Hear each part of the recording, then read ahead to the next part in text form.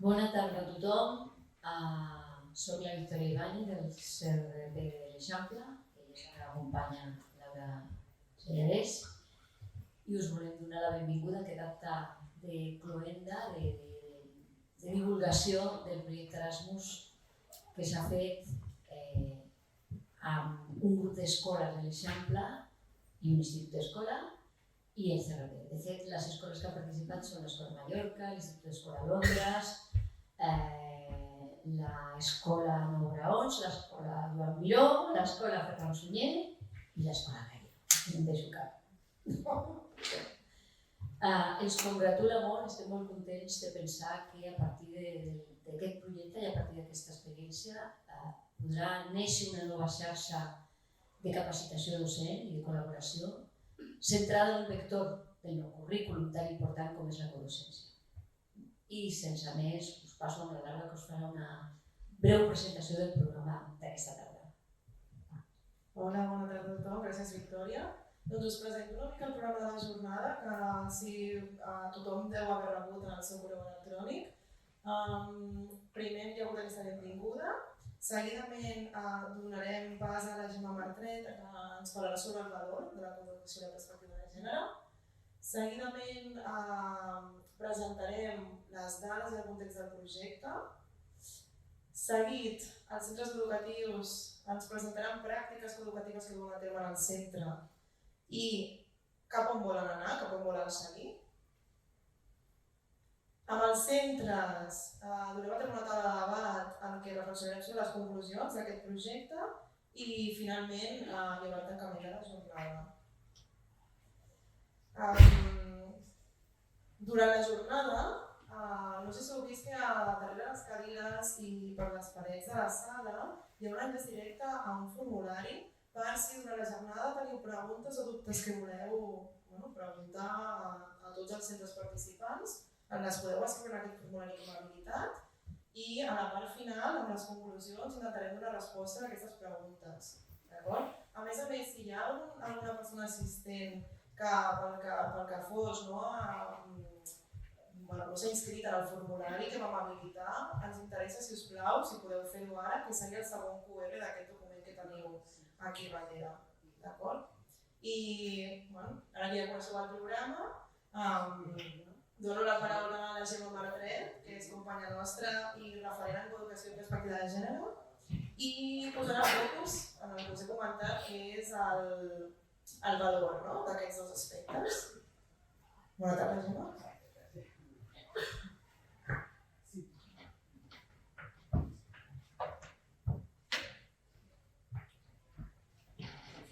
Sí?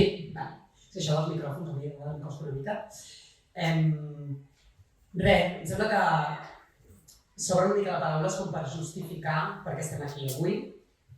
Ara mateix no tenim excusa per no entendre la coeducació com un pilar importantíssim, bàsic i ineludible en l'àmbit educatiu. Com ja ha dit la Victòria abans, és un dels vectors que realment ara mateix funciona i funcionarà a partir del nou currículum de manera transversal i és un dels vectors que ens ha de tenir en l'horitzó. Jo sí que vull fer una mica de reflexió a partir de 4 paraules que ens serviran una mica com per organitzar aquest petit discurs, ideari o com li vulgueu anomenar, que d'alguna manera ens justifica aquesta feina que heu fet vosaltres amb l'Erasmus. Quan vosaltres, en l'històric, veu prendre la decisió de participar i de gestionar i d'organitzar l'Erasmus des del CRP, d'alguna manera, anys enrere, us mobilitzava una inquietud, que era veure com altres espais pròxims a Europa treballaven o quina mirada tenien vers la coeducació. De vegades, les docents, des del territori propi, ens considerem poqueta cosa en alguns aspectes. I sí que és veritat que de vegades ens menysvalorem amb alguns temes i considerem que potser no fem prou. I jo sempre dic que els equips docents ens hem de ponderar molt i hem de posar molt en valor tot allò que fem perquè som un col·lectiu insatisfet per natura. Mai tenim, sempre pensem que està molt bé perquè realment ens fa anar més enllà, però també hem de poder posar en valor tot allò que fem. i penso que ja ho veureu després, però sí que és veritat que en l'aspecte de la coeducació, els centres que han participat han vist que tenen un camí recorregut. I penso que això també és molt important, posar-ho en valor, per tal de veure que ja a Catalunya, a l'estat espanyol, des de fa uns quants anys ja fem algunes coses en relació a això.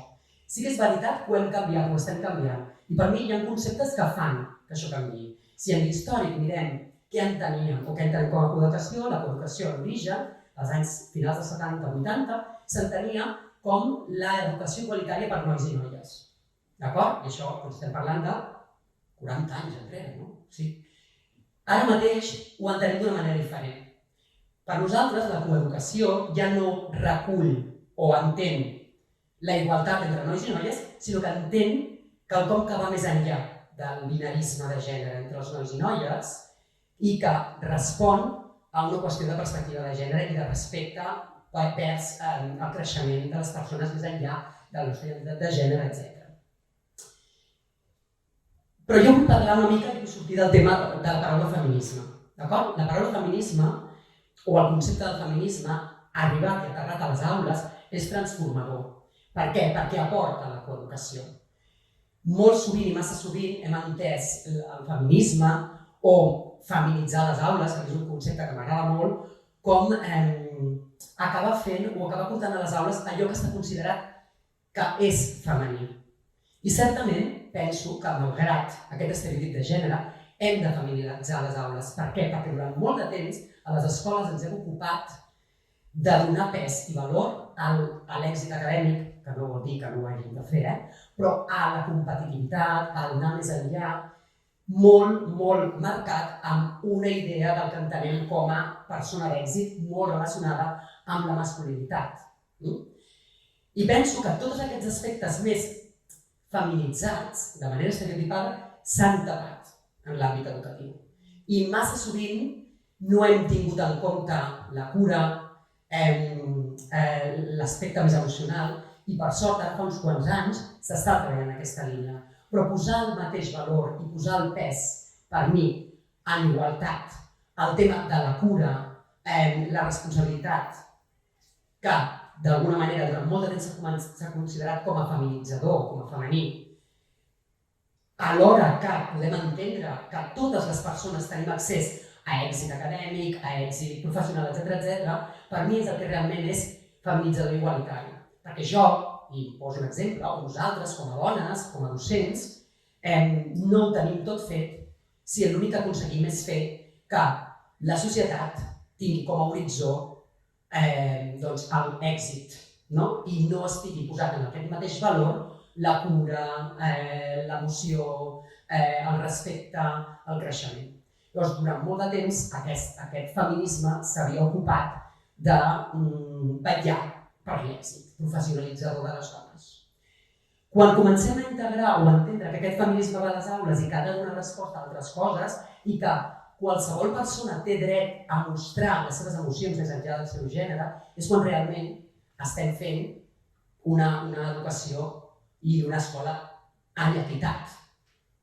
Jo, sigui noia, noi, sigui una altra identitat de gènere resident, tinc dret a ser com vull, més enllà del meu èxit, del meu benestar, etc. Llavors, penso que això és molt potent i que és un canvi que s'ha d'anar integrant.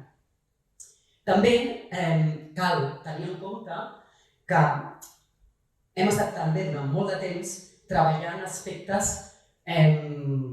molt cognitius. I jo sempre dic que moltes vegades als centres ens dediquem durant molt de temps, i també és fruit d'haver tancat o amagat totes aquestes tasques o aquestes feines o aquestes qüestions més relacionades amb la cura i amb l'acompanyament, a dedicar-nos a tot el que entra per la cognició, tot el que entra pels ulls, tot el que podem dir, tot el que podem escoltar. I dedicar menys temps a tot el que ens pot entrar per altres espais del nostre cos, que moltes vegades, de manera binària, s'havia reservat per les dones. I penso que això és important, que tinguem en compte que estem en un canvi molt transformador on totes les persones més enllà del nostre gènere som persones importants, som cossos importants i que hem de tenir el nostre espai a l'escola. Per això és molt important que, en aquest sentit, quan una personeta, un alumne, entra a un centre, senti que aquest centre la representa. I això vol dir que quan entra a aquest centre es pot sentir vinculada amb l'espai, amb el professorat, amb referents. I això és molt important, perquè si nosaltres arribem a un centre com a docents també ens pot passar.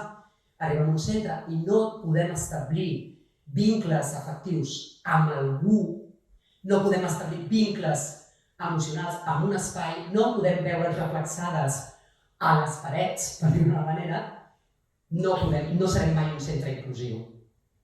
I és cert que tradicionalment en els centres educatius ens falta encara aquesta feina, no en tots evidentment, estem en molt bon camí, però en massa casos encara falta ser referents de diversitat.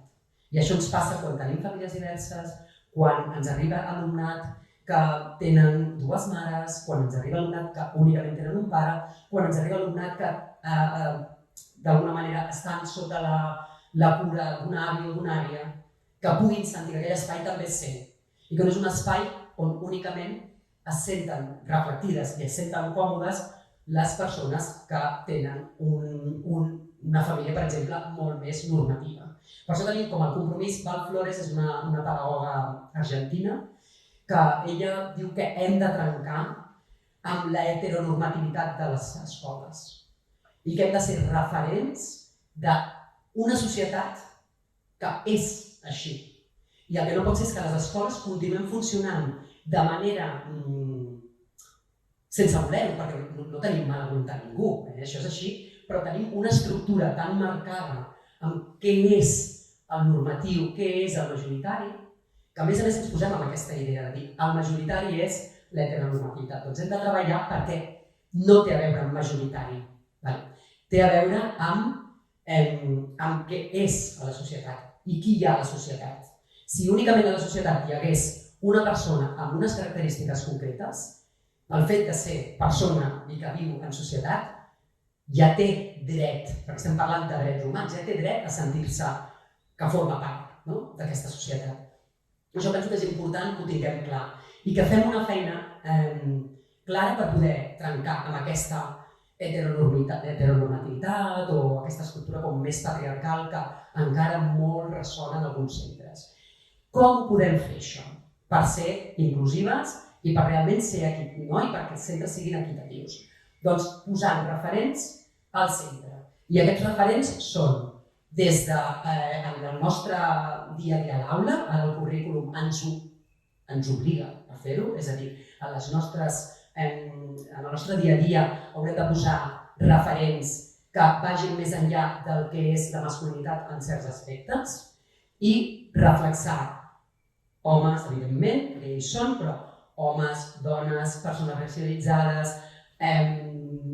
cultures que no són la majoritària en un centre, és a dir, perquè realment hem de poder mostrar aquest espai. Això en el que és el nostre dia a dia, el currículum i el nostre aprenentatge. Després hem de posar referents visibles. Malauradament, encara ens falta camí per poder tenir claustres on hi hagi heterogeneïtat, perquè ens falta camí. És a dir, això no és culpa de ningú. Vull dir, els moments migratoris, doncs nosaltres portem uns anys i ara comencem a tenir claustres que no són heterogenis, però sí que és veritat que ens manca feina. Vull dir, manca feina no, de natura, doncs ha d'anar creixent. Hem de poder trobar en espais educatius persones que parlin altres llengües d'origen, que siguin dones amb identitat de gènere diversa, etc. I que també tinguin aquesta fortalesa de poder-se mostrar i de poder ser referents. Perquè si jo soc una alumna nouvinguda que arribo a un centre i resulta que la meva profe de català és l'origen és del Marroc, per exemple, i jo soc del Marroc, això em potencia i vincula emocionalment amb mi i em genera un univers possible. És a dir, jo, en el meu imaginari puc pensar, jo podré ser mestra, si vull. Jo podré arribar a fer això. I això realment és molt potent i és transformador. Al final, totes nosaltres, segur que si estem fent el que fem ara és perquè en algun moment hem trobat algú amb qui hem vinculat emocionalment i ens ha permès anar més enllà. Persones que ens han tallat les ales, segur que n'hem trobat moltes, però persones que ens han obert la possibilitat de tirar endavant, això segur, segur. Només una única persona a la vida de cadascuna de nosaltres ens pot haver fet arribar a on estem ara. Per això és molt important els referents als claustres. Per això és molt important que nosaltres busquem també aquest vincle amb l'alumnat. I per això penso que de vegades pensem, ostres, és que jo com puc vincular-me amb aquesta persona emocionalment, si resulta que aquesta persona m'està mostrant que, m'invento ara mateix, doncs que té una dissidència de gènere, que és que plantejant i tal. Doncs hi ha moltes maneres. Tu pots dir, ostres, doncs mira, jo quan era adolescent també m'ho plantejava. És a dir, hi ha moltes maneres de fer, més enllà de que siguem dissidents de gènere o no. Això són coses que a vegades ho hem parlat amb els claustres. La gent diu, ostres, és que al claustre no hi ha ningú que sigui dissident de gènere. Bé, potser no hi ha ningú que sapiguem ara mateix, però també podem jugar amb aquesta possibilitat d'imaginari de dir, doncs mira, ostres, doncs jo m'ho vaig plantejar quan era adolescent. O mira, jo ara crec que sóc això, però no ho sé, potser més endavant sóc una altra cosa. I naturalitzar-ho, per tal que no hi hagi aquesta vivència de soc una persona estranya i no tinc amb qui referenciar-me. Després hi ha una altra manera també de trobar referents, que és de referenciar-nos, que és en els espais del centre. I això és molt important. Què veig jo com a alumne quan vaig al centre?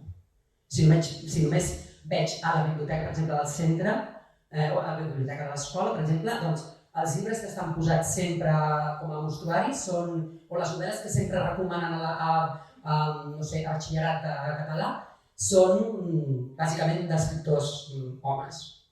Això també genera certes coses. I posar en aquest espai. Jo recordo una vegada, vaig tenir una petita discussió i acabo, i això seria per tancar, amb un mestre, profe d'Història de l'Art, que va dir és que si no hi ha dones al temari d'Història de l'Art és perquè no hi ha hagut dones artistes importants. És a dir, potser és que no han pogut visibilitzar-se, potser no se les han potenciat, però hi són, hi eren, i moltes vegades estaven amagades, o potser estaven darrere, i la història ens ho diu, darrere de l'home, que en aquest sentit podia. Llavors això penso que hem de fer, pel bé comú, hem de fer una recerca important en trobar tots aquests referents. I no podem no trobar-los, els hem de posar. I el currículum ara ens obliga d'alguna manera a poder posar aquests referents. Llavors us convido que ho feu amb tota la calma del món, tampoc ens hem d'estressar, jo també soc partidària que més val anar fent a poc, poquet, però amb un objectiu clar, que no pas ara anem a transformar els centres en tot, sinó anem fent, anem consensuant, arribem a acords del claustre, que això realment és el que és transformador, i prenem decisions pel bé, per la felicitat del nostre alumnat, que al final és l'únic que ens ha de moure, el creixement amb benestar emocional de l'alumnat que tenim a les aules. I ja, perquè si no...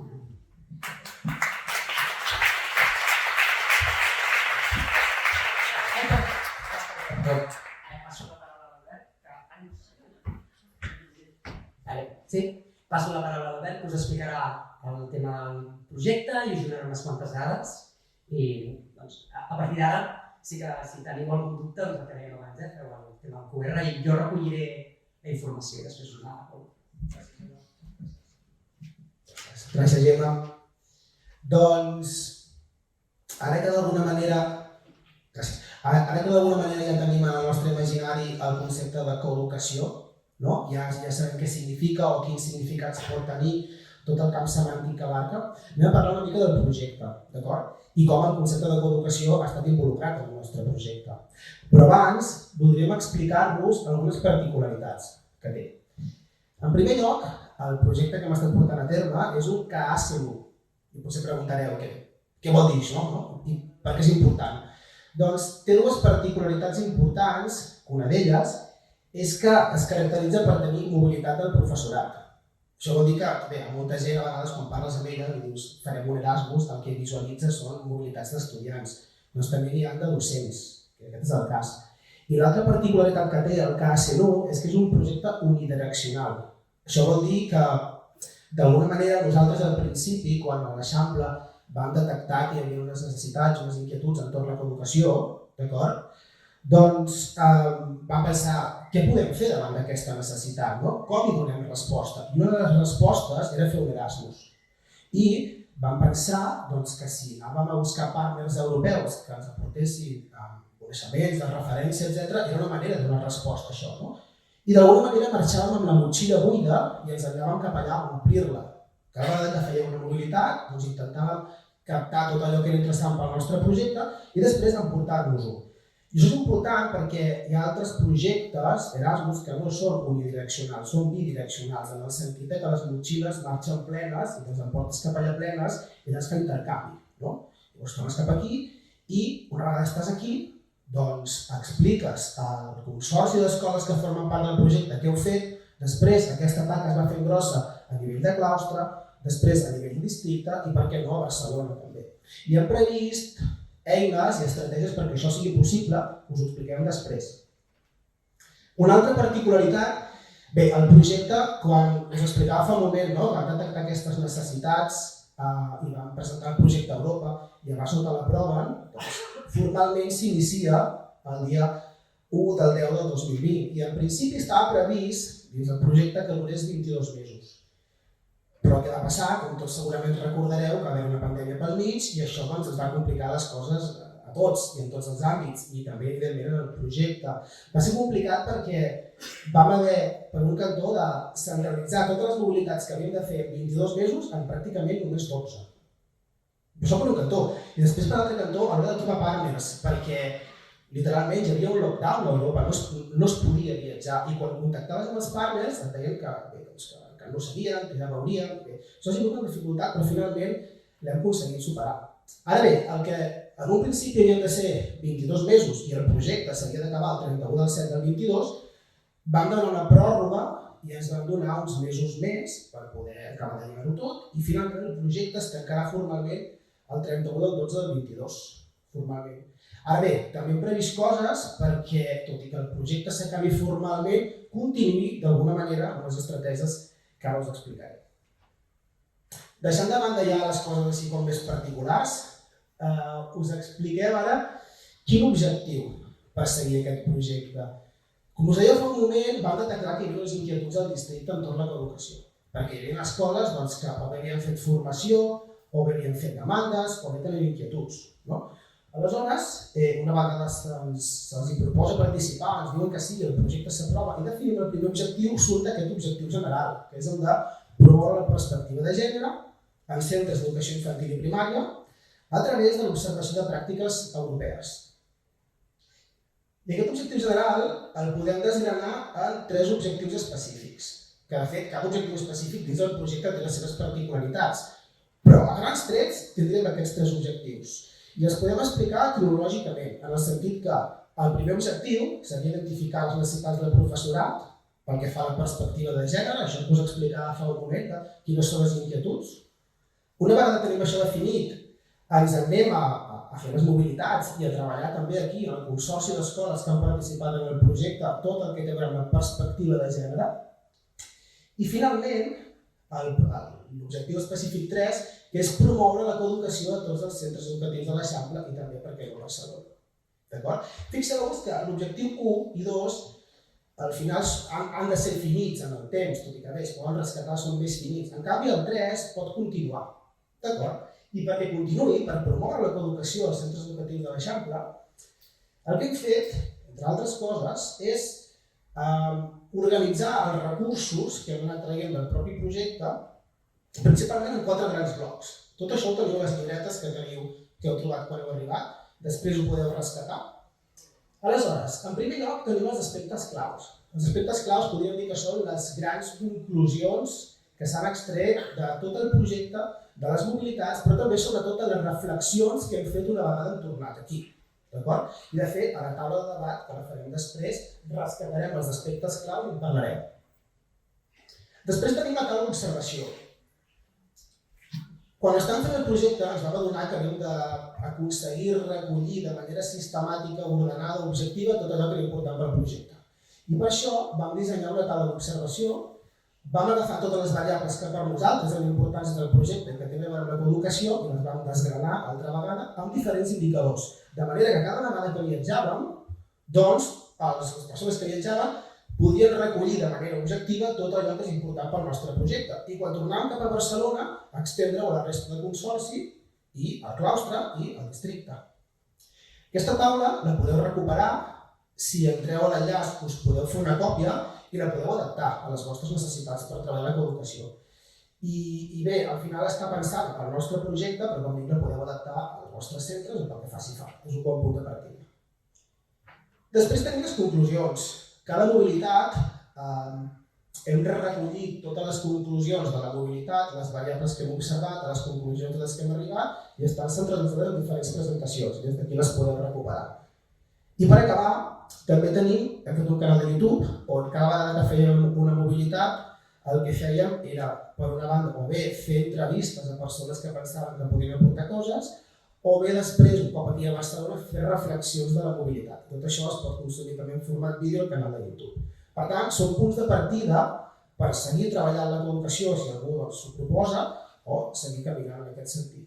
I a més, hi ha un altre factor, que és que a partir de gener s'iniciarà un seminari de coeducació des del CRP de l'Eixample, obert a les escoles del districte, per donar continuïtat a tot això i obert a la resta d'escoles. Avanço. Bé, aquestes són les escoles que han participat dins el consorci, és a dir, un consorci d'escoles. Aquesta és una altra de les particularitats del KACEDU, que és un consorci d'escoles on estem tots al mateix nivell i dinamitzem el projecte. Després, les mobilitats que hem realitzat són aquestes, i quan diem mobilitat, quan diem 19 mobilitats, ens referim a quantitat de vegades que una persona s'ha desplaçat a un destí. És a dir, 19 vegades una persona des de l'Eixample ha viatjat a algun dels destins i hi ha hagut 4 destinacions diferents, que són aquestes. I han quedat repartides d'aquesta manera. Recordeu fa un moment que us deia que això ho havíem d'haver fet en principi 22 mesos, però hem hagut de concentrar pràcticament en 12, de manera que la primera mobilitat va ser feta a l'octubre del 21, després vam anar a Reggio Emilia, després vam anar a Göteborg, en aquestes dues últimes va ser l'abril del 22, i l'última va ser pràcticament fa un mes, que vam anar a Milà al setembre del 22. I ara, que ja hem repassat el concepte de coeducació i hem repassat una mica les particularitats del projecte, crido les escoles perquè pugin a l'escenari i cada una de les escoles us explicarà coses del projecte i coses de les escoles. Així que ja podeu pujar.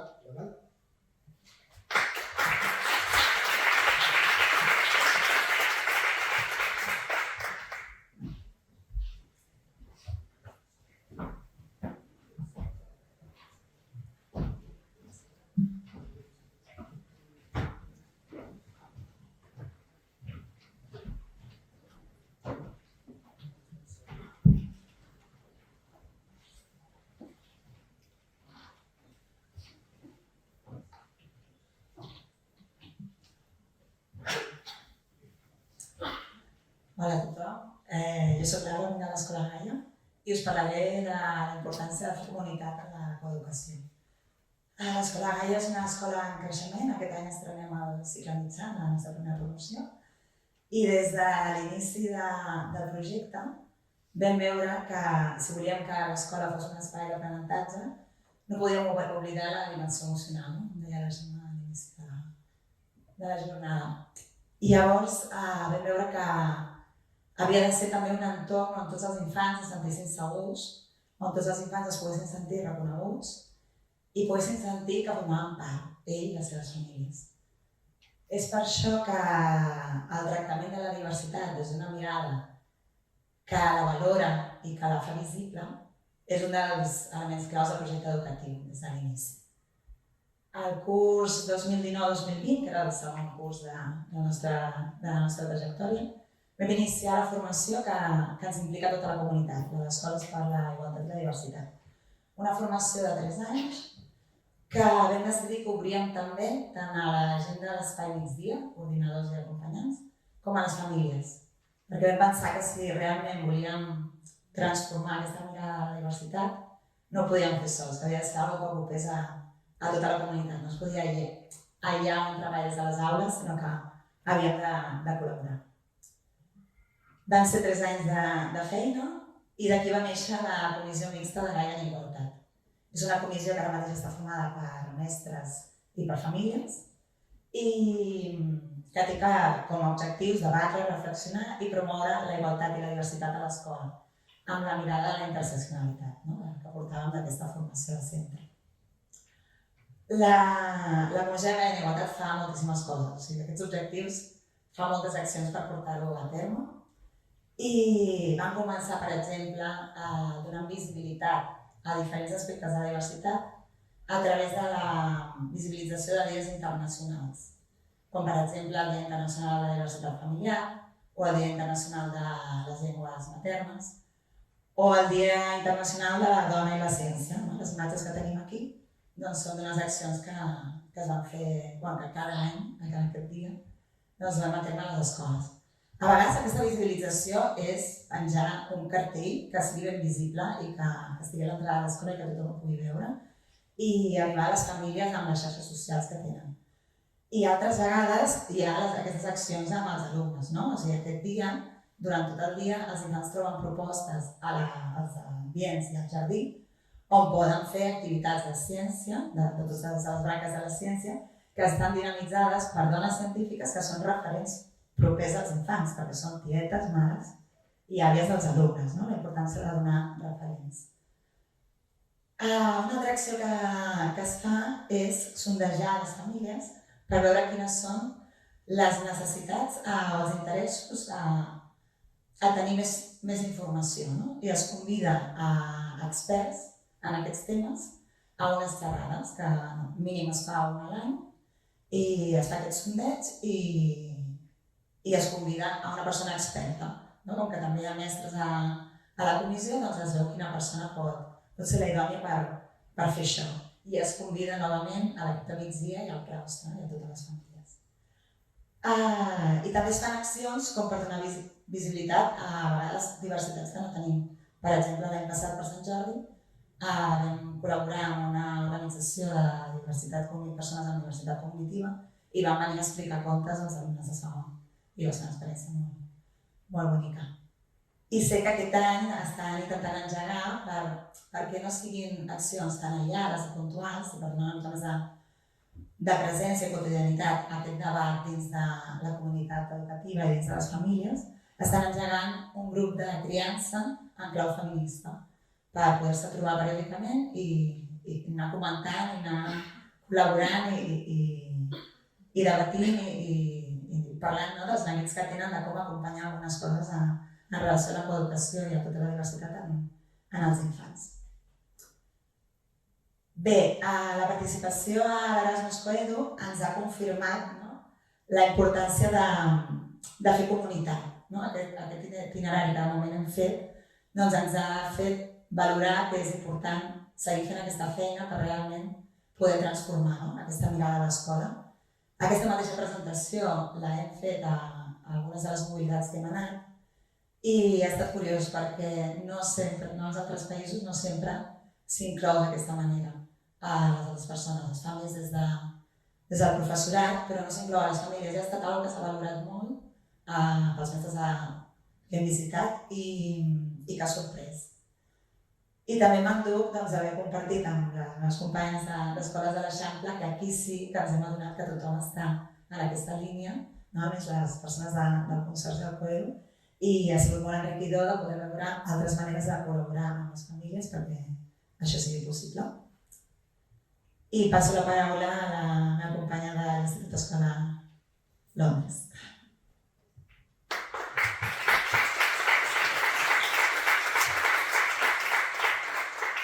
Bé, bona tarda. Jo soc la Susana Naranjo, la directora de l'Institut Escolar Londres. El nostre projecte us l'explicarà la Núria, que ha estat la protagonista de la participació en aquest projecte, que és el cap d'estudi, però sí que m'agradaria fer una petita introducció perquè en el nostre cas partim d'una situació bastant singular, de dues situacions. La primera és que és un projecte que es va començar en un moment en què l'escola era una escola concertada, era l'escola Sagrada Família, que al carrer Urgell, i es va involucrar en aquest projecte amb una visió d'introduir aquests valors, aquest vector de la coeducació doncs, en una escola en què al principi, evidentment, era un tema que es tenia present, però potser les dinàmiques de treball eren molt diferents a les de l'escola pública. Es va iniciar aquest projecte amb la gran sort, per mi, no? que l'escola va incorporar-se a la xarxa pública. Això ens ha donat un recolzament i un reforçament d'aquest projecte, d'aquests valors, que hem tingut la sort de poder viure-ho des de les dues vessants, no? I això també ha sigut molt enriquidor. Viure-ho amb un inici com una escola concertada i ara poder instaurar-ho com una escola pública. Llavors penso que és un valor afegit. Per l'altra també tenim la singularitat de ser un institut-escola.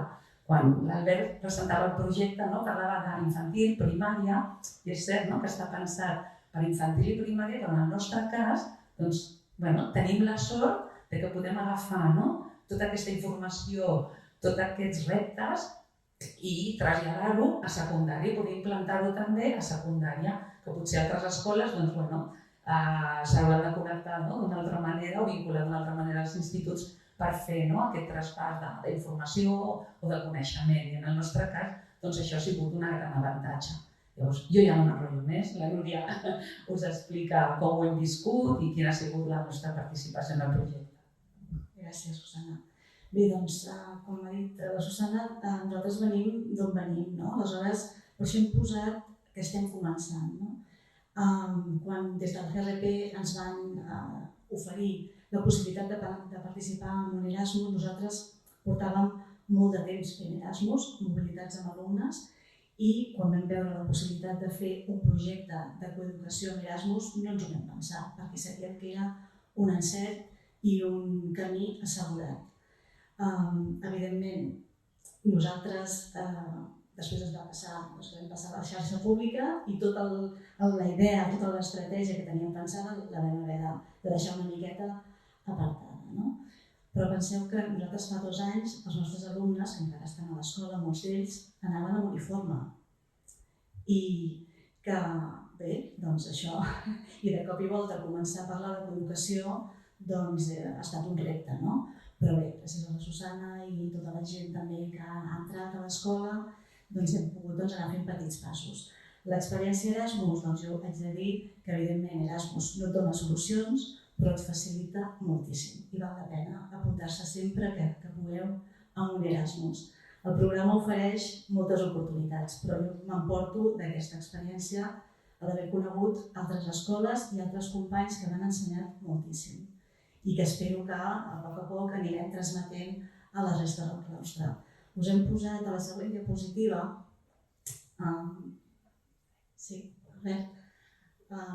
la nostra experiència d'aquest any. Nosaltres som un centre acreditat Erasmus, això vol dir que tenim unes facilitats a molts aspectes i ens posem a la vostra disposició si teniu algun dubte, estarem encantats d'ajudar-vos. I aquest any, com cada any, Erasmus ens recomana fer els Erasmus Days. Els Erasmus Days és un esdeveniment que es fa en uns dies determinats de l'any i ho fan simultàniament totes les escoles que tenen un projecte Erasmus. Per nosaltres, aquest any va ser un repte incloure en una gincana que van preparar els alumnes de quart d'ESO una activitat de coeducació. I ara els meus companys riureu molt perquè estàvem pensant com parlem de coeducació, no? Ens falta formació, els alumnes fa 2 anys anaven amb uniforme, com comencem, no? Perquè no sigui una cosa començar malament. I me'n recordo que quan vam estar a Múnich vam comprar en una botiga un memory de drag queens.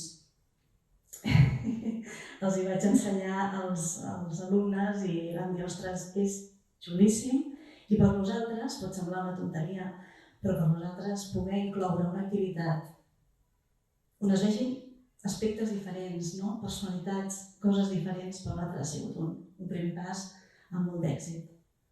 Moltes gràcies. No és que ens hem oblidat, que ho havia de dir jo, que aquest curs, arran això i tots els canvis que estem introduint, hem creat la comissió de coeducació i tenim un referent d'infantil primària i un referent a secundària. I estan molt engrescats, cada setmana ens reunim, preparem activitats i fent petits passos, no? És el que deia l'Albert, no ens podem llançar a la piscina i començar la casa per la teulada, però sí que estem fent petits passos que, en el nostre cas, doncs, diuen molt i tenen grans conseqüències. Ja està. Gràcies.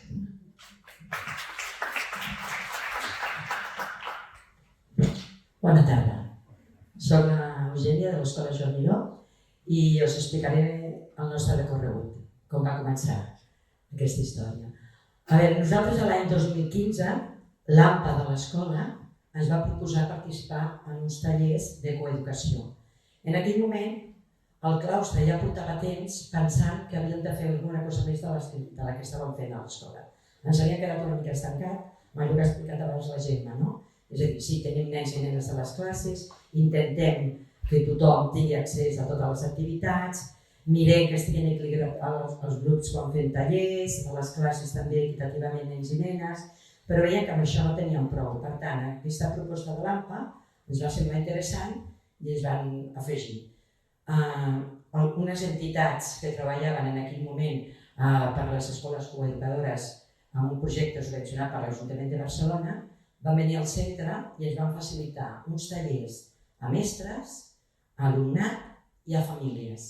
Aquests tallers ens van canviar tota la nostra visió del que era la coeducació, perquè van ser uns tallers molt vivenciats, a partir de les nostres emocions, de què els sentíem, és a dir, no eren teòrics, eren des de les nostres emocions i com ens sentíem. I vam aprendre a treballar dintre de les aules les emocions dels infants, és a dir, poder treballar dintre de l'aula amb aquest recolzament d'aquestes persones, d'aquestes entitats que ens ajudaven, perquè nosaltres no ho sabíem fer, no ho havíem fet mai i no sabíem com tractar aquest tema. Llavors, a partir d'aquesta experiència, de dintre de l'aula, poder explicar a cada criatura com se sentia des del seu ser nen o ser nena, anar trencant estereotips i els nens i nenes també anar expressant les seves emocions i els seus sentiments, a partir d'aquí vam aprendre molta cosa. Durant aquests 2 anys també vam fer tota la diagnosi del centre. Paral·lelament a aquests tallers, la iconografia i el llenguatge que hi havia a tota l'escola, vam també revisar cançons i contes, ens vam adonar que havia molt estereotip a l'escola. Hi ha coses que les teníem millor, però altres encara les havíem de millorar. I sobretot ens vam detenir moltíssim a la part d'àrees de joc i espai, perquè vam veure, a partir de expressar l'alumnat, que l'estona de pati era on hi havia els conflictes, o la major part dels conflictes, i que en el pati no tothom se sentia bé. Llavors vam fer qüestionaris amb els nens i les nenes per veure quins espais ocupaven cada un d'ells, on se sentien a gust i on no, i per què, i a què jugaven a les estones de pati. A partir d'aquesta diagnòstica, que a més la vam fer tot el professorat durant setmanes, fent fotografies a diferents espais, cada mestre tenia un espai apuntant i observant a què jugaven, quines interaccions feien nens i nenes i a què jugaven. A partir d'aquí vam fer la transformació del pati l'any següent. Aquí ja vam crear la comissió de famílies i mestres i aquí veiem en una fotografia famílies i mestres treballant durant tot el curs a partir de l'esquema del nostre pati, vull dir el planell, com ens agradaria, i l'alumnat també vam poder explicar, diu a les aules, a partir de maquetes, quin és el seu pati somiat, què els agradaria tenir al pati. Tot això, a la vegada treballant tota la part aquesta emocional, què m'agradaria fer, com em sento quan estic al pati i soc un nen i no jugo a futbol, com em sento, quines crítiques tinc, què em passa quan soc nen i també jugo i em diuen que no, les nenes que estan jugant sempre a la perifèria, la pista que ocupa la part central, el que ja sabem tots, com funcionen els patis tradicionalment. Aquest procés participatiu de mestres, nens i nenes, famílies va ser xulíssim, vull dir, vam poder treballar amb l'alumnat d'una manera que no havíem treballat fins a aquell moment i amb les famílies. Passem? Gràcies. Després ens vam apuntar a escoles, xarxa d'escoles per la igualtat, perquè pensàvem que havíem d'aprofundir en aquest tema. Després ha vingut l'Erasmus Coedu, que també ens ho vam proposar i estem en aquesta línia i continuem reflexionant, avançant, eixamplant la mirada de la diversitat, de la perspectiva de gènere, No només d'això, també la part cultural, no? Que com incorporem a totes les famílies i a tot l'alumnat, i la part també de nosaltres som escola CIEI i tothom tenim nens, no? Amb altres funcionalitats físiques, per tant també estem en aquest tema. I ara, aquest curs, el 22-23, que és l'últim, el tercer any d'Escoles per la Igualtat, el que estem és, de nou, hem creat comissions i aquest any el que hem creat són aquestes, que són les que hem decidit el claustre amb l'acompanyament, amb el formador que tenim d'Escoles per la Igualtat, de famílies, festes, materials i referents, espais i traspàs de mirada. És a dir, tot el que hem treballat des de l'any 2015, com ho fem per recollir-ho tot, com podem anar traspassant aquesta mirada al nou professorat, noves famílies que s'incorporen, nosaltres mateixos, i hem posat una espiral perquè això no s'acaba mai. És a dir, anem tornant a repassar, a pensar com ens col·loquem a l'aula, com treballem aquesta perspectiva de gènere, com escoltem a l'alumnat, com anem ampliant a l'escola aquests espais, aquests materials, i ens hem adonat que això no té final. És a dir, cada vegada que passem pel mateix lloc, aprenem noves coses, ampliem coneixements, ampliem i ens sentim més segurs per anar treballant en aquest tema. I fins aquí.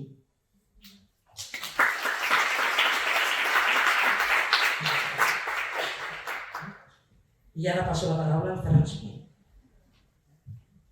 Bona tarda. Bé, nosaltres, arran de la participació al projecte, entre d'altres, vam decidir crear una comissió d'educació emocional. Aleshores, el curs passat, aquesta comissió d'educació emocional va passar una enquesta al professorat per saber o per decidir quins dies commemoratius celebrar a les escoles, perquè hi havia una mica de... Tots vam treballar alguns dies, alguns sí, alguns no, i hem decidit que era com una mica de línia d'escola en aquest aspecte. Aleshores es va fer un procés democràtic i després d'un buidatge i una reflexió interna vam decidir quedar-nos amb aquests 4. El 25 de novembre, Dia Internacional per l'Eliminació de la Violència contra les Dones, 30 de gener, Dia de la Pau, 8 de març, Dia Internacional de les Dones, i 6 d'abril, Dia Mundial de l'Activitat Física. Bé, dir-vos que l'activitat física es treballa, entre d'altres, hi ha un esport que treballem a l'escola, que es treballa específicament des de l'àrea d'educació física, que es diu Speedball, que és un esport poc conegut, però és molt interessant perquè és un esport basat en la coeducació, la inclusió i la cooperació. I tot i que es treballa des de l'àrea d'educació física, sí que hi ha un cop l'any que es realitza a tota la primària unes jornades de speedball. I llavors també vam decidir, a partir del projecte i des de l'any passat, vam decidir canviar el nom de la Setmana Cultural que realitzem a l'escola des de fa anys. I ara li vam passar-hi Setmana de les ODS. Considerem que les ODS són clau per transformar el món en el que vivim, posant en el centre la igualtat de les persones i la coeducació. I ara la Rosa us farà la segona part de l'escola. Molt bé, bona tarda. Doncs l'escola ja feia temps que teníem una mirada cap a la coeducació. De fet, també som escola amb aula CIEI, per tant la visió de la diversitat ja la tenim bastant posada, no? Tot i així veiem que ens faltaven coses, anàvem fent petits canvis, però ens faltava fer quelcom. I justament ens arriba aquest projecte presentat pel TRP de la coeducació i dir, doncs sí, ens hi apuntem, que segur que això ens ajuda a transformar-nos i a fer una reflexió en el claustre sobre això. I coincidint amb això, paral·lelament hi havia també, l'escola s'havia proposat transformar la biblioteca no com a espai físic que ja existia i l'havíem adequat força canviant la biblioteca tradicional, però sí el contingut de la biblioteca era molt important canviar-lo, perquè els referents que hi havia, alguns estaven realment ja obsolets, perquè no tenim una mirada coeducativa en absolut. Aleshores, juntament amb la Comissió de Biblioteca i amb la Comissió d'Educació Emocional, es va fer una tria molt acurada dels llibres que s'havien de treure i de quins s'havien de posar de nou, no? Per donar aquest ventall de referents que la canalla necessita per créixer amb aquesta sensació que estan integrats i volguts tal com són, no? Aleshores, doncs, una mare bibliotecària ens va ajudar també a fer l'esporga de llibres i a donar-nos tot un seguit de llibres, de propostes de llibres, per poder fer aquest nou canvi a la biblioteca. Des de l'AFA ens van ajudar també econòmicament per poder fer una compra interessant de llibres. I bé, estem en això, no s'ha acabat, això segueix endavant i estem segurs, convençuts tot el claustre, que aquesta mirada no es pot acabar mai, no s'acabarà mai. Vull dir que hem d'estar sempre revisant, refent i repensant cap a on anem amb aquesta canalla. I fins aquí. Ara passo la paraula a la Rosa, de l'Escola Mallorca.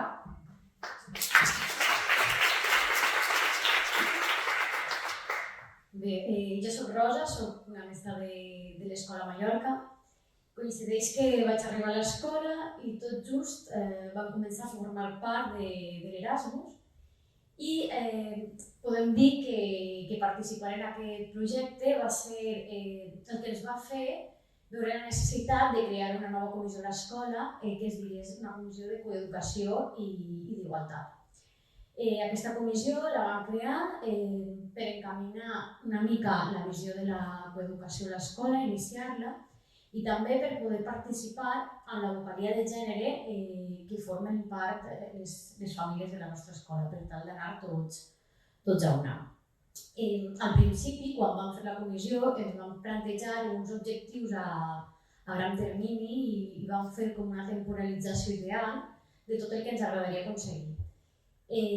Però el que presentarem avui és un d'aquests objectius, que és el Coeducatius, perquè pensem que és en el que més hem treballat i que recull una mica diferents aspectes que hem anat potenciant. D'aquests objectius, diversos d'ells es veuen reflectits aquí. Aquest Coeducatius és un taulell que tenim al carrer de l'escola, es veu des de fora, les famílies, tothom que passa pel carrer té accés i per tant també els nostres alumnes. Aquest taulell el vam dividir en diferents parts. Una part és el calendari. Aquest calendari ens serveix per compartir amb els infants i les famílies els dies destacats que pensem que sumen en aquest camí de la igualtat i la diversitat de gènere, i cada mes l'anem canviant i donem importància als dies. Després tenim el personatge del mes, acostumem a posar una dona, però també incloem personatges masculins. El que volem és tota aquella persona que al llarg de la història o més recentment hagi portat el seu granet de sorra per créixer en aquest camí. I el que fem és, amb els infants, llegir les biografies a tutoria, a l'estona de valors, i compartir amb ells les reflexions envers aquests personatges i oferir també uns models diferents que, com hem explicat abans també, moltes vegades sempre han estat masculins i els femenins han quedat una mica més amagats. Un altre espai d'aquest Coeduca't és l'espai de les recomanacions i recursos que normalment estan lligats amb el personatge o amb els dies que volem destacar. Aquestes recomanacions solen ser vídeos, un conte, un llibre, intentem que estiguin ajustades a infantil i a primària per a que tothom ho pugui dur a terme. I les notícies, les quals a vegades són notícies d'actualitat o inclús notícies que passen en la nostra pròpia escola, com per exemple un partit de futbol femení que van organitzar les nenes de 5è en una ocasió. I, entre els dies destacats que celebrem, destaquem el 25N, el 25 de novembre, que és contra la violència de la dona, el de la tolerància. També aprofitem aquests dies per fer reflexions, com per exemple el Dia dels Drets Humans, i crear debat amb els nostres infants. I dir que les famílies també participen amb aquestes aportacions, tenim una comunicació constant amb elles, cada mes els enviem els PDFs de tot el que creem, del material creat, perquè ells tenen una vocalia de comunicació i fan arribar d'una manera dosificada el personatge del mes i els recursos als grups de famílies que creen cada grup classe. Així és un contingut més proper. I dir que estem avançant en aquest camí, que ens hem anat adaptant, cada any hem donat un pas més per incloure tota la comunitat educativa i l'última aportació que hem fet és crear la bústia lila, que és una bústia que serveix per a que els infants facin aportacions, com per exemple una recomanació d'una pel·lícula o qualsevol cosa que els cridi l'atenció, i així poder-la recollir i posar-la en el Coeduca't News del mes i no sempre que siguin propostes que surten dels docents. I també per fer aportacions per part de les famílies, fer enquestes i poder valorar com evolucionem en aquest camí. I moltes gràcies. Passo amb la meva companya Cristina. A veure, malauradament no tot és tan bonic. Aquest mes d'octubre ens hem trobat unes guixades en el Coeduca't News, en el plafó de fora de l'escola.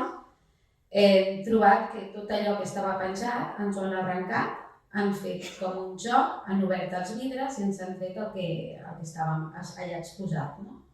A part, han afegit en el vidre unes guixades com, per exemple, la humanitat és la unión de un hombre y una mujer, el fútbol femenino no es fútbol, es un deporte jugado por machorras, viva la mujer femenina, los niños tienen pene, las niñas vulva, el feminismo, la ideología de género es un cáncer. Això del futbol està relacionat perquè nosaltres teníem com a personatge del mes, havíem posat l'Alexia Putellas, per potenciar aquest mes tot això, que ha guanyat la pilota d'or, això, no? Doncs, en referència a això, han aprofitat per fer aquestes guixades. És cert que aquestes guixades és un acte vandàlic, però no han trencat un vidre i en aquestes guixades estan sense faltes d'ortografia, està pensat, té una intencionalitat amb el que es posa. Llavors, nosaltres immediatament, el primer acte reflexe va ser ostres, què fem? Ho esborrem. Vam fer unes fotografies, però ho vam esborrar i vam tornar a posar el que estava. El dia següent va tornar a desaparèixer. Llavors ja vam fer un comunicat, un conjunt de rebuig, perquè per nosaltres és una resposta d'odi. Aquest comunicat el vam crear nosaltres a l'escola, després ho vam comunicar a la Gemma com a referent de coeducació. També ho hem fet arribar al consorci i a diferents personatges. Dit això, després, celebrant el 16 de novembre, que és el dia de la tolerància, també vam posar cartells de tolerància en aquest plafó i tot i així el dia següent ens van tornar a treure uns quants. Ara actualment hem posat el mes de novembre, de moment està, no sabem quan durarà. I això ens ha servit com una oportunitat de continuar treballant. Realment veiem la necessitat. La coeducació no és una cosa que quedi en l'aire, que quedi a l'escola com una cosa tancada. Sí que és veritat que parlem amb les famílies, però és un reflex de la nostra societat i és amb el que hem de continuar lluitant i treballant, no? I és una oportunitat per al nostre alumnat de donar a conèixer aquests actes i com ens enfrontem davant d'aquesta situació, no només què en pensem, sinó com podem donar resposta a un acte d'aquesta manera, de quina manera podríem haver donat resposta sense violar els drets humans de les persones. I ara estem en aquest moment d'oportunitat i de saber que estem en el moment adequat i en el projecte adequat per continuar treballant en la coeducació. I ara donem pas a l'escola Nograons. Hola, bona tarda. Jo soc l'Òscar de l'escola Nograons. Us explicarem una mica la nostra trajectòria partint d'un punt de vista molt semblant d'un punt de partida, molt semblant al de Gaia. També som una escola que tenim 7 anys, estem a tercer també, i partíem d'un punt de privilegi en el sentit que era un claustre petit, un claustre ja sensibilitzat amb aquest tema, i també unes famílies que, si no recordo malament, el segon any de vida de l'escola ja van conformar una comissió mixta d'igualtat i diversitat. Aquesta comissió, durant un temps també acompanyades per les companyes d'Escoles per a la Igualtat i Diversitat i d'altres assessoraments que a nivell d'escola hem pogut anar fent, vam veure l'oportunitat de l'Erasmus, vam veure l'Erasmus com una altra oportunitat per continuar creixent, no? I més enllà de les propostes que podíem tirar endavant amb les criatures dins de l'aula i amb les famílies a nivell de comissió, com a escola de nova creació que anem creixent, hem d'anar acollint nous docents, noves docents, igual que noves famílies. Per això vam veure durant aquests anys que era molt necessari deixar per escrit tota una sèrie de la visió de la identitat de l'escola, no només a nivell de projecte educatiu, sinó també a nivell de claustre, quina és la mirada, què és el que hem de tenir en compte, i tot això és el que hem anat treballant a nivell de claustre, discutint a partir d'aquestes formacions, a partir del que ha anat aportant l'Erasmus Coedu, i elaborant tota una sèrie de documents interns que defineixen la nostra mirada envers la diversitat, envers la coeducació, sobretot perquè creiem que les nostres escoles han de ser espais referents, espais segurs per a totes les criatures, independentment de com se sentin, tot docent que hi sigui allà i tot el docent que hi treballi ha de compartir el mateix llenguatge per ser coherents en el que fem al centre. És un repte perquè ja sabeu que esteu a escoles, els claustres són molt canviants, i no tothom ve amb aquesta mirada. Només una cosa com podria semblar tan òbvia, com un llenguatge inclusiu, això ja sovint costa i hem d'acompanyar. És el que no m'estendré més del que teníeu aquí sobre la pantalla. És el que hem anat treballant durant aquests anys i continuarem treballant sempre pensant en com acollir de la millor manera possible aquestes noves docents i les noves famílies. Sobretot per ser un centre coherent amb aquesta mirada. José, vols afegir alguna cosa? Sí, nosaltres també, quan plantegem en aquestes diàlegos, crec que és molt... Ja ho han fet les nostres companyes i pensaven que seria una mica redundant posar quins dies celebrem, perquè pensem que al final tota aquesta experiència de la coeducació que hem fet ens ha d'ajudar a canviar la nostra mirada per veure les coses del dia a dia. És a dir, òbviament tots celebrem, no tothom, però hem de celebrar dies per visibilitzar la importància de la dona o moltes altres coses que són transversals en coeducació, sinó que hem d'aconseguir, com deia l'Òscar, que tot el claustre, en tot moment, totes les activitats, com ara en el nou currículum amb els vectors, totes les activitats que fem estiguin atrevessades per la diversitat. I bé, en això sembla que treballàvem, jo per desgraciar no això que no veu, perquè saltar, però espero que aconseguim continuar així, com els claustres canviants que comentava.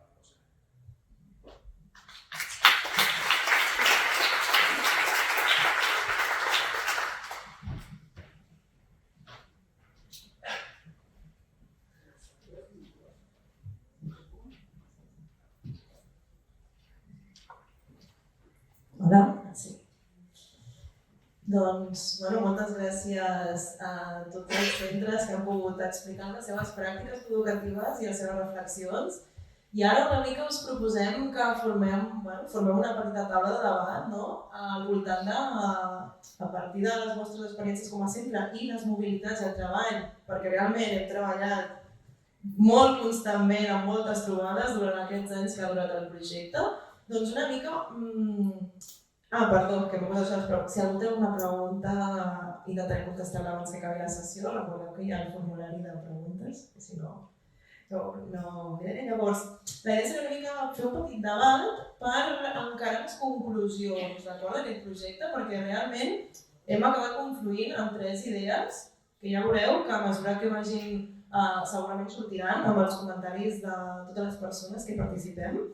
I jo volia començar aquest petit debat amb una pregunta, que seria com aquestes mobilitats, aquest treball en xarxa que hem realitzat durant tot aquest temps en el projecte us han aportat cap a aquest impuls de la perspectiva de gènere i la coeducació del vostre centre, o sigui, les mobilitats, el treball, de quina manera us han fet tirar endavant i seguir pensant en totes aquestes propostes que heu anat compartint amb vosaltres. Qui vulgui, teniu micròfons, o sigui que podeu començar. Jo explico la mobilitat a Reggio Emilia, que és un lloc d'Itàlia on Luis Malaguzzi va instal·lar la seva filosofia educativa. Les seves escoles funcionen de manera diferent del resta d'Itàlia i el que vam observar en una escola d'educació infantil 3-6 era, per exemple, el tema tornem a la biblioteca, els llibres, doncs, als espais de l'escola no hi ha una biblioteca pròpiament, sinó que hi ha llibres constantment en tots els espais, en tots els racons, en tots els ateliers. Per tant, els nens sempre tenen accés a poder fer una recerca de l'espai on estan o voler fer una estona de m'assec i miro llibres. Doncs vam fer una observació bastant exhaustiva dels llibres que hi havia i estava claríssim que han estat molt pensats i molt triats en cadascun dels espais. I això és una cosa que també ens va impulsar nosaltres a dir la biblioteca ha de donar molts referents diferents als que tenim i hem d'anar cap aquí perquè és un espai més on el nen acudeix de manera espontània tant a la biblioteca d'escola com a la biblioteca d'aula i és un referent més que han de tenir diferenciat dels que teníem fins ara. Jo que he anat tant a Reggio Emilia com a Milà, el que ens hem trobat han estat, tot i ser ciutats o poblacions d'Itàlia, contrastos molt diferents. A Reggio Emilia hi havia una implicació tant de les famílies com de l'Estat, i en canvi a Milà, que regia d'una altra manera, les famílies aportaven llibres a l'escola, però eren llibres que tenien per casa i potser no els feien servir. I com els hi havien donat, doncs ja no s'havia fet aquesta selecció prèvia, sinó que els acollien i allà sí que ens hem trobat una tipologia de llibres molt diferent perquè no hi havia una selecció ben feta de llibres coeducatius, hi havia molts referents molt estereotipats. Llavors, sent Itàlia, doncs ens hem trobat uns contrastos bastant importants. Llavors, la necessitat constant de fer xarxa, l'escola no pot ser un espai aïllat, sinó que ha d'estar en comunió amb la família i amb la societat. Tot, és el que passa a Reggio Emilia, una cosa que ens va sorprendre és que hi havia treballs dels infants penjats per la ciutat i no n'hi havia cap ni d'estripat ni de guixat, o sigui, hi ha un respecte absolut cap a la feina dels infants, i és perquè tota la ciutat està molt en comunió amb com funcionen les escoles. Hi ha molt de respecte per la funció educativa. Jo vaig tenir l'oportunitat de fer les mobilitats a Múnich i a Göteborg i aprofitant el canvi que està vivint el nostre centre ha sigut molt enriquidor perquè són escoles tant a Múnich com a Göteborg escoles noves amb un disseny que facilita i ajuda molt a la coeducació i això ens ha servit per prendre punts i tenir-ho molt en compte tots els canvis que estem iniciant, canvis estructurals, nous patis, coses que estem canviant i també tot el projecte nou de la biblioteca, el fet de tenir molta cura de quines lectures, aquesta mirada aquesta nova mirada ens anirà molt bé en aquest projecte que engeguem. No? I destacar que les dues mobilitats van ser fantàstiques, sobretot pels companys i la xarxa que vam crear, però destacar sobretot a Suècia, no? Com treballen la coeducació des dels cursos inicials de primària. Això per mi va ser vaig obrir els ulls perquè a nosaltres ens ha fet sempre molta por parlar de certs temes amb infants, no? De 6-7 anys, i ells ho tenen tan normalitzat que realment dona una enveja. No? Hi havia un projecte boníssim d'una empresa externa que es deia el projecte AMAN, que parla sobretot de ajudar els nois i noies a tenir un nou rol a la societat. No? Avui en dia cada vegada les dones estan més empoderades i es troben amb un índex de suïcidis a Suècia perquè els homes no acaben de trobar el seu espai, el seu lloc a la societat. Aleshores, des de ben petits estan treballant el tema de la igualtat. I crec que les meves companyes volen afegir. Jo vaig viatjar amb la Núria i alguns més a Göteborg i, a veure, és veritat que quan fas una mobilitat d'aquestes et serveix també per saber com estàs tu, és a dir, en el teu centre, no? I sí que jo vaig veure que els dos centres que vaig visitar de Göteborg no li donaven tampoc tanta importància al tema de la iconografia, perquè els llibres que tenien a les aules van veure de tot, és a dir, que també hi havia molt estereotip de nen i de nena i no anaven per aquí. Vull dir, de fet, per ells el tema de coeducació tampoc, aquesta paraula no significa, és a dir, ells no la utilitzen, tampoc saben ben bé a què ens referim. Però sí que és veritat, com diu la Núria, que tenien un projecte que venia una persona externa, era un projecte amb una entitat externa que venia un cop a la setmana, crec que cada 15 dies, i sí que això a mi em va fer pensar que a nosaltres ens costa, perquè treballem en el tema del consentiment, bàsicament, és a dir, respecte al meu cos, en nanos de 6-7 anys, d'una manera no enfatitzada, amb un llenguatge clar, i amb uns materials que tenen ja preparats. Nosaltres aquí, quan vam tornar, hem tractat de buscar-los, perquè estaven editats per Save the Children, i hem intentat, però directament per protegir els nanos, inclús del seu entorn familiar, vull dir, molt directe. Clar, nosaltres aquest tema sí que a les classes tractem de parlar-ho, però no tan directament, i crec que és un tema que hem d'aprendre.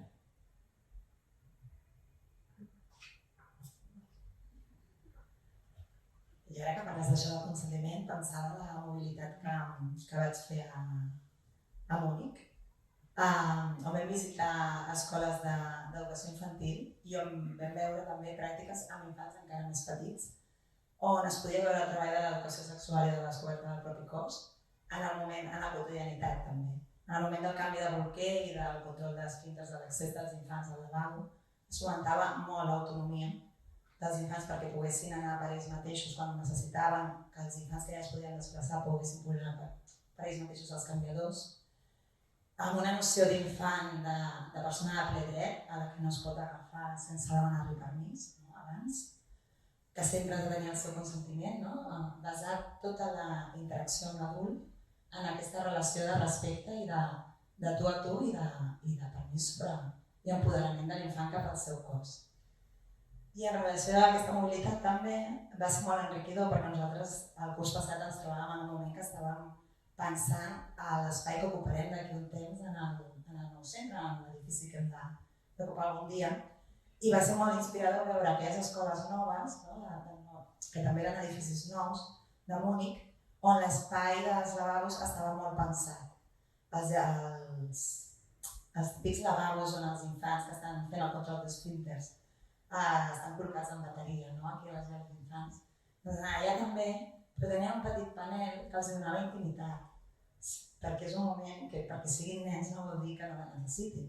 I fins i tot hi havia uns cubicles que podien accedir per ells mateixos perquè tenien uns panys de seguretat que tenien forma circular i eren de gust d'infants de menors de 3 anys, de lliure accés a tancar-se quan ho necessitaven, i com tot l'espai afavoria això. I vam prendre moltes notes, nosaltres estàvem redactant en aquell moment les bases pedagògiques per al nou centre i per tot el tema dels lavabos i dels vestidors va ser molta utilitat.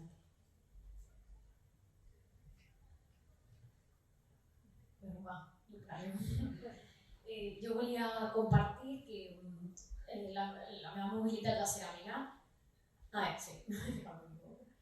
Va ser a Milà i em va servir per ser conscient de tot el camí que hem anat recorrent al llarg dels últims anys com a docent, ja no a l'Escola Mallorca, sinó com a docent aquí des que porto treballant, que mica en mica, almenys jo hem anat fent formacions que en el moment en què t'hi trobes i les vas fer no li veus tanta importància, però que ara mires enrere i veus el canvi recorregut i on hem arribat a les escoles de Barcelona, que estem ja fent un treball conjunt amb les famílies i donant aquesta importància que li estem donant, i penso que tenim molt canvi recorregut i que ho estem fent molt bé, i el fet d'estar allà a veure altres escoles que tot just s'ho estan plantejant, vam poder participar en una formació que estaven fent les docents de les escoles que vam visitar i va ser com fer formacions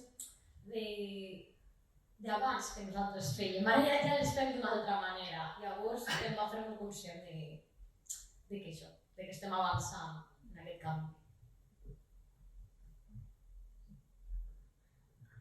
De fet, en la línia del que comentava la meva companya, jo d'una de les mobilitats vaig donar dues sensacions. Una va ser...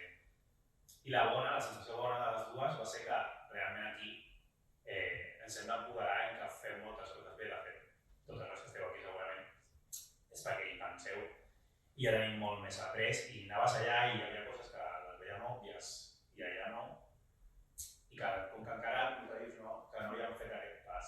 I la sensació que em feia posar una mica trist, era que allà hi havia alguns aspectes de la coeducació que per tema de recursos, que tenim més recursos educatius, es treballaven millor que nosaltres. Per exemple, el tema de gestió de conflictes, que en una ràtio de 10 alumnes són completes. I pots dedicar molta més estona a parlar amb l'alumne i a fer una coeducació real, aquí amb 26, doncs igual temps no tens. I en referent al projecte MAN també em m'agrada molt perquè parlant amb el noi que el feia, clar, arribant al punt de si el feminisme sempre l'enfoquem des de donar recursos a les dones, referents, però que potser ja començava a ser el moment de posar el punt de dir més la paraula masclista, que de vegades sembla que ens fa una mica por dir és el dia de la violència masclista, no contra les dones, però també, però és el dia de la violència masclista i de posar el focus, l'arrel del problema moltes vegades és el patriarcat i el patriarcat del som. O sigui, sense, òbviament, sempre s'ha de buscar l'enfoc que no sigui punitiu, perquè s'ha de reformar, s'ha de buscar una part de reformar, però que ja és moment que no tot sigui donar eines a les nenes, sinó de les nenes, escolteu, però és que vosaltres també hi jugueu un paper aquí, no és que elles s'han de plantar només davant de vosaltres, sinó que vosaltres també heu de canviar la vostra manera de relacionar-vos amb la resta de la gent. Molt bé, jo crec que una mica amb tot el que heu anat comentant tant de les vostres pràctiques pròpies del centre com de les experiències que heu tingut com a mobilitat, si, no sé, totes les persones que heu anat escoltant, a totes les reflexions, si veieu una mica totes conflueixen en aquests tres àmbits que en el nostre grup d'aquest projecte hem considerat que són tres aspectes com molt claus si realment un centre educatiu vol impulsar aquesta perspectiva de gènere, que una seria la implicació de tota la comunitat educativa. Si us hi fixeu, hem parlat de comissions mixtes, d'implicar l'alumnat i les famílies. Potser l'alumnat a vegades també el deixem de banda, però també tenim en compte l'alumnat. Què més hem parlat? A part de l'alumnat, potser apropar-nos a entitats que també poden donar-nos aquest suport, perquè també formen part de la nostra societat i, per tant, de l'experiència de Suècia, que hi havia aquesta entitat que realitzava això, doncs també fer ús d'aquesta entitat. Què més? Hem parlat de xarxes de docents. Ara mateix, això és una xarxa. Som centres que ens hem unit amb un mateix objectiu, que estem mirant cap a la mateixa banda, potser amb pràctiques diferents en el centre, però estem buscant el mateix i estem en una xarxa. I el fet de saber que l'escola del costat no? En aquest cas, no? De l'Eixample, també tenen aquesta visió i volen, no? Anar cap aquí, també és un punt de suport i clau, i també, a part de docents, de poder tenir assessoraments, de poder participar en projectes que acompanyin aquesta xarxa, de poder, doncs, no, aquesta proposta que fem de seguir, de continuar, que el projecte no es quedi aquí, sinó de continuar creant aquesta xarxa a l'Eixample, no? I després també, l'altre punt molt important eren models i referents, no? Per a l'alumnat, no sé si us han dit molts cops, no? Quins models donem des dels llibres als espais, no? La idea de, és que no hem de mirar-ho des de la nostra visió com a adult, l'infant té la seva pròpia visió del seu cos, no? De com relacionar-se amb els altres, per tant, tota aquesta idea també és un aspecte que hem vist a les mobilitats i que ho hem parlat molts cops, no? De com també tenir aquesta idea, no? Això des de les biblioteques, els personatges del mes, no? També, què ensenyem a l'alumnat, no? I m'he quedat molt amb 3 paraules que heu dit en el moment, que era la idea d'espiral, que aquí també veieu que tot està confluint, no? Això ho he contat jo una mica, no? Però actitud activa. O sigui, no ens podem quedar parats. Nosaltres som referents pel nostre alumnat i, per tant, hem de tenir una visió crítica i, no? Aquesta actitud activa. I després repte, no? Que ho dic per aquí, és un repte, no? Com tots els reptes educatius, crec jo. Però, si tenim la consciència d'això, no? Anem avançant pas a pas, però es va avançant i ho hem pogut comprovar aquesta tarda amb tots els centres que esteu aquí, no? Que a poc es va avançant des de diferents nivells, però anem avançant. I ara no sé si la Gemma, que era la nostra, la que buscava a veure si algú tenia algun dubte o pregunta, si...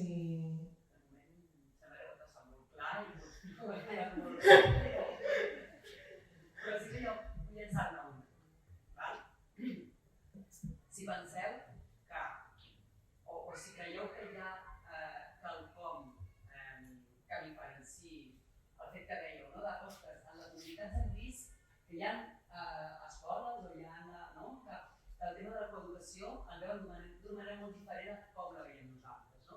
Ens podríeu dir algun tip o alguna idea que ens clarifiqui o que vosaltres hàgiu percebut aquesta diferència? O sigui, si és que la treballen o si és que li posen nom, o per exemple dèieu, la perspectiva de gènere no l'hem viscut o no tenen, o realment no en parlen amb nosaltres, no?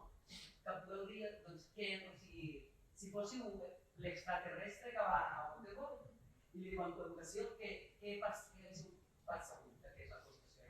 No sé, allò sí, que estem derivant. Això a mi és una cosa que està, igual pot arribar.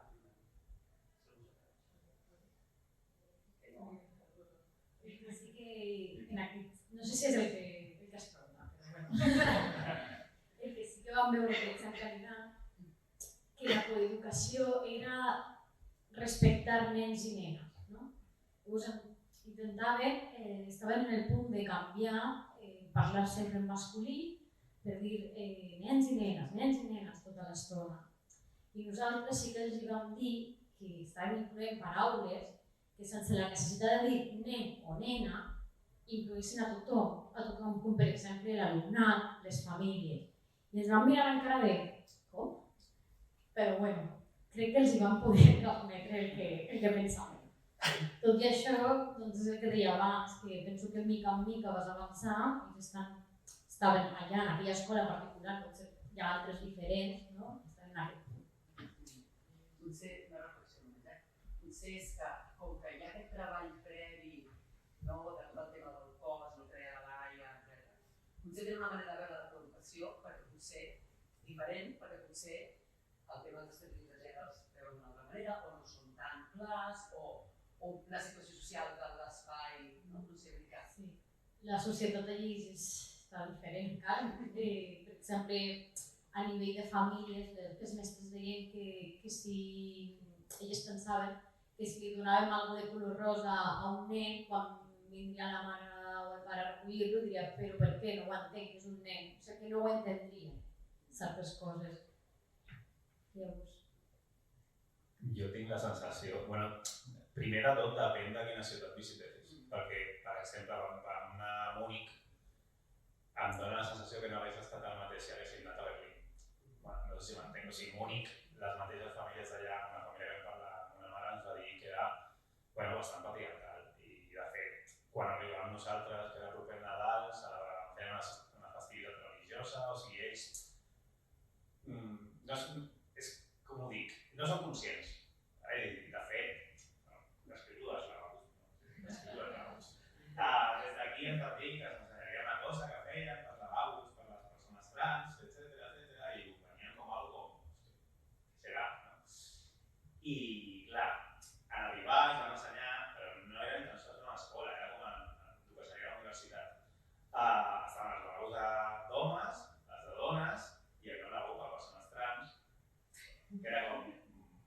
és que a més, per acabar de graduar, o sigui, era una enganxina, posaven els lavabos de gent amb una discapacitat. Llavors, ells t'ho venien com un avenç i realment, clar, havies de pensar, bueno, però és que el que deia ella, estan en aquest punt que ho volen fer, saps? O sigui, ho volen fer, llavors, potser estan en aquest punt que havien de donar la volta, fer una reflexió, potser necessiten algú que vagi i sigui, escolta, podem parlar i t'explico que, clar, llavors, crec que tenen conceptes diferents perquè som societats diferents. És el que deia, hi ha coses en les que, òbviament, ells i elles estaven molt millor que nosaltres, i hi ha altres en les que nosaltres tenim una altra visió.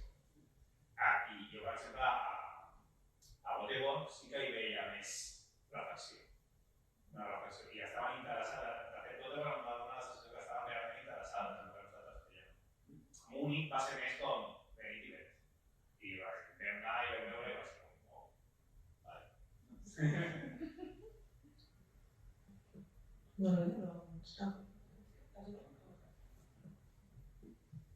Nosaltres sí que a l'escola que vam estar vam veure que tenien tot molt planificat a Botegon.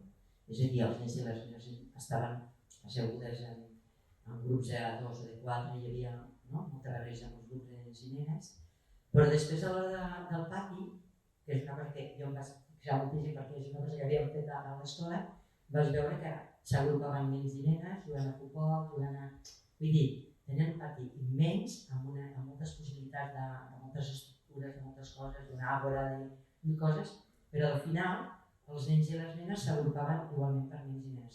I una cosa que ens vam fixar, que jo després vaig dir, bueno, ens podíem fixar nosaltres també a les nostres classes, no? Perquè quan els nens intervenien, tot i que el treball estava molt sistematitzat i els nens fan molt treball individual, vull dir que no se sentia ni una veu, el mestre no pujava mai la veu, vaig al·lucinar, però intervenien molt més els nens que les nenes. Te'n recordes, Laura?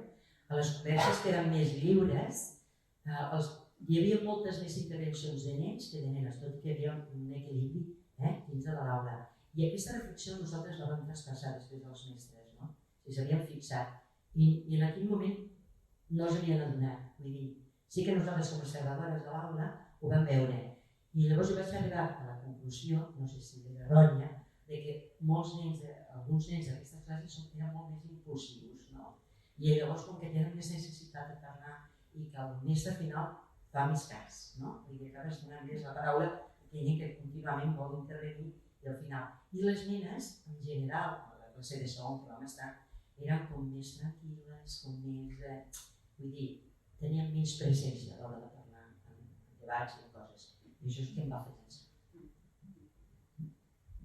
Doncs, si us sembla, ja heu vist que realment aquestes mobilitats ens han fet pensar molt i la taula d'observació que vam crear, que ja us hem comentat que la podeu utilitzar als vostres centres, la veritat que és una eina per a aquesta observació, no? Que a vegades no ens observem a nosaltres i també pot ser útil als nostres centres. I dono la paraula a l'Albert per fer el tancament de la sessió. D'acord, doncs simplement un recordatori molt ràpid que al final tot això són pinzellades del projecte, si voleu aprofundir teniu tots els recursos que us hem explicat abans, d'acord? I res, simplement a tall d'agraïment, agrair a tots els partners amb els quals hem fet mobilitats perquè evidentment sense ells això no hagués estat possible, Múnich, Reggio d'Emília, Göteborg i Milà. Agrair especialment a les escoles que han participat del projecte del Consorci perquè sou les autèntiques protagonistes, de veritat, si això no ho haguéssim pogut tirar endavant.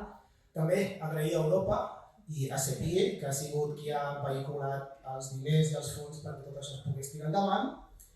I un agraïment especial també al Servei Educatiu Eixample perquè, bé, doncs, des que es va pensar el projecte, que es va redactar, que en aquell moment hi havia l'Isabel Lázaro, la Margarita Artal, el Mati Balcera, que van ser partícips d'aquesta redacció, i també agrair a l'EAP i a la LIC, perquè, per exemple, amb la Cati o amb la Imma hem treballat colze a colze per també tirar això endavant. I el CEP també, per la difusió que ens ha fet en alguns moments i que ens ha ajudat a que això arribi a més escoles. I crec que fins aquí, així que fins aviat i seguim.